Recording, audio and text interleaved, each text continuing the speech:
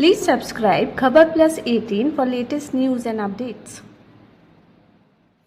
हमारे राकेश प्रधान साहब और जैदी जी, डॉक्टर दत्त महोदय, सभी जनप्रतिनिधिगण, नौजवान दोस्तों, माताओं, बहनों,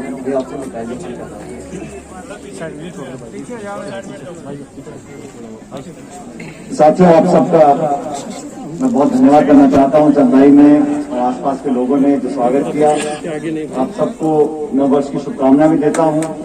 और आज 2 दिन का हमने दौरा रखा है, अलग अलग पंचायतों में हम जा रहे हैं।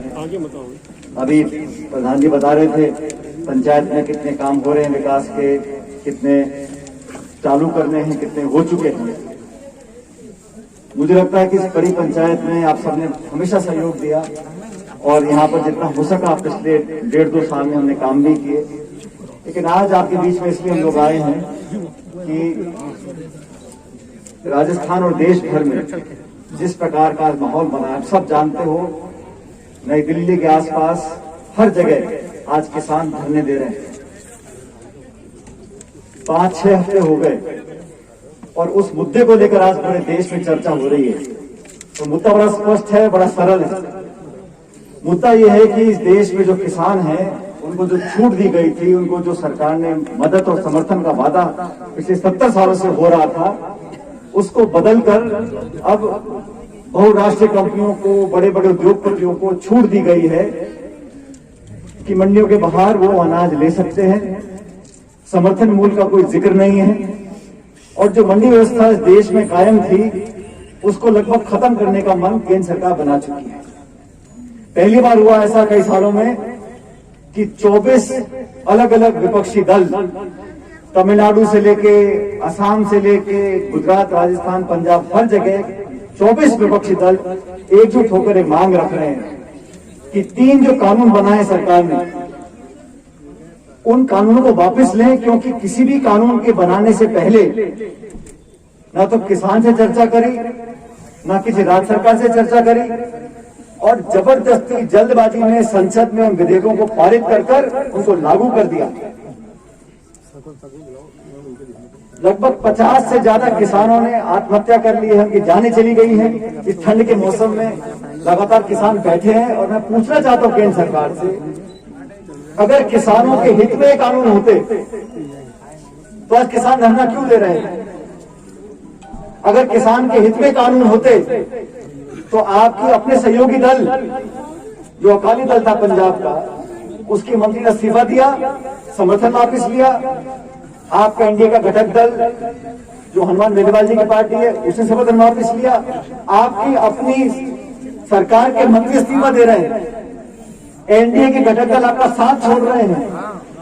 पूरे हिंदुस्तान में और विश्व भर में आज इसकी आलोचना हो रही है। तो हमारा निवेदन इतना है कांग्रेस पार्टी का लोगों का कि कृपा करके इन तीनों बिलों को, विधेयकों को, कानूनों को वापस ले लें, किसान से चर्चा करें और जो समर्थन मूल्य का गारंटी हर सरकार ने दी है 1947 से लेकर आज तक, उस समर्थन मूल्य को लिखित कर दें। लेकिन सबसे पहले इन कानूनों को वापस लेना चाहिए। आप कल्पना करो साथियों, इस देश की 2/3 जनता कृषि पर निर्भर है और सिर्फ खेती करने वाला किसान की बात नहीं कर रहा हूं, मजदूर है, बोरी वाला है, तोलने वाला है, मंडी में काम करने वाले लोग हैं, आड़त करने वाले लोग हैं, दुकान पे काम करने वाले लोग हैं। करोड़ों परिवार इससे प्रभावित होते हैं। और बजाय इसके कि मंडियों को और बनाए, हम तो कहते हैं कि हर 6-10 किलोमीटर को मंडी होनी चाहिए ताकि किसान अपना अनाज बेच सके। इनका तर्क है जो 4 बोरी अनाज पैदा करेगा, उन 4 बोरियों को लेके बंबई जाएगा या कलकत्ता जाएगा, चंडीगढ़ जाएगा और वहां पे खरीदने वाले ने अगर खरीद के पैसे नहीं दिए तो आपको एसडीएम के पास जाना पड़ेगा, कलेक्टर के पास जाना पड़ेगा। अब आप में से कोई बंबई के कलेक्टर को जानता है वहां लड़ाई लड़ने के लिए, तो आप कमजोर हो जाएंगे और बहुत कम समय में जो किसान जमीन का मालिक है, कॉन्ट्रैक्ट फार्मिंग की बात करते हैं, कॉन्ट्रैक्ट फार्मिंग करा लो, बहुराष्ट्रीय कंपनियों को इजाजत दे दो, स्टॉक की सीमा को खत्म कर दो। मतलब आप अभी आप सीमा होती है अनाज खरीदने की, आप स्टॉक सीमा खत्म कर दोगे तो आप अनाज खरीदते जाओ और जब दाम बहुत बढ़ जाए तब उसको बेचना चालू कर दो।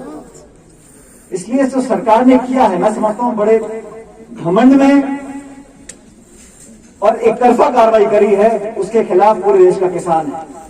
हम सब लोगों ने दिल्ली से लेकर राजस्थान तक इसका विरोध किया और आज भी आपके बीच में इसलिए आया हूं कि हमें अपने आने वाली पीढ़ियों के लिए जागरूक रहना पड़ेगा और केंद्र की सरकार को बताना पड़ेगा कि आपने जो कानून बनाए हैं ये किसान हित में नहीं है। और मैंने जयपुर में कहा, धरना किया था पिछले हफ्ते, ये कानून इसलिए बन गए कि दिल्ली में बैठे हुए जो सरकार है केंद्र की, उसमें किसान का कोई प्रतिनिधि नहीं है, किसान की कोई सोचने वाला नहीं है। किसान पर क्या बीतती है, खाद, बिजली, बीज, पानी, क्या क्या उसको करना पड़ता है अपने पैदावार पैदा करने के लिए, उसकी चिंता करने वाला दिल्ली में कोई नहीं है। कोरोना का काल चल रहा है, अर्थव्यवस्था चौपट हो रही है, पेट्रोल डीजल के दाम आसमान छू रहे हैं, सिलेंडर के दाम बढ़ रहे हैं, महंगाई बढ़ रही है, बेरोजगारी बढ़ रही है। ऐसे में एक किसान जिसने इस पूरे देश की अर्थव्यवस्था को अपने कंधों पर उठा रखा था, उस किसान के प्रति आप ऐसा आत्मघाती प्रहार कर रहे हो, इसको रोकना पड़ेगा। हम सब इस पर संकल्पित हैं, इसमें कोई पार्टीबाजी की बात नहीं है साथियों। और मैंने सवाल किया केंद्र की सरकार से, ये कौन से किसान थे जिन्होंने मांग रखी कानून बनाओ? किसकी मांग पर आपने कानून बनाए हैं? किसका हित साधने के लिए कानून बने हैं? किसका इसमें फायदा हो रहा है? हम भी चाहते निवेश हो, हमारे साथी जो यहाँ पे किसान भाई अनाज पैदा करते हैं वो देश विदेश में निर्यात करें और पैसा कमाएं, समर्थन दाम और बढ़े, निवेश हो, फैक्ट्रियां लगे, कोल्ड स्टोरेज बने, रेलवे के ट्रैक बने, अनाज मंडी और खेले।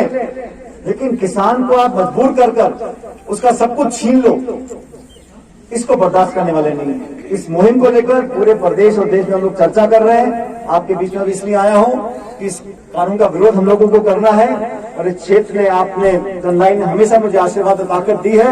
मैं सभी छत्तीस कौम के लोगों से कहना चाहता हूं कि आप लोग निश्चिंत रहो, आपके हितों की रक्षा हम लोग करेंगे। आपके विकास में कोई कमी पहले भी नहीं आई है और अब तो आप देख रहे हैं अगले 2-2.5 साल जो बचे हैं, पिछले 6 महीने में कोरोना हो गया था, पाबंदी लग गई थी चलने फिरने में, लेकिन अब नए सिरे से शुरुआत करेंगे और नया साल शुरू हुआ है। विकास के काम जो भी रह गए थे, आप चिंता मत करो, उन सारे कामों को हम लोग करवाएंगे। लेकिन आप लोगों का समर्थन, आप लोगों का सानिध्य और आशीर्वाद बना रहे। जो प्रेम और प्यार आप लोगों ने हमेशा दिया उसे बरकरार रखें और इस कानून को वापस लेने में जो संघर्ष करना है उसमें हमारा आप साथ दें। इसी के साथ आपको धन्यवाद देता हूँ कि आपने बहुत आदर। Please subscribe Khabar Plus 18 for the latest news and update and press the bell button.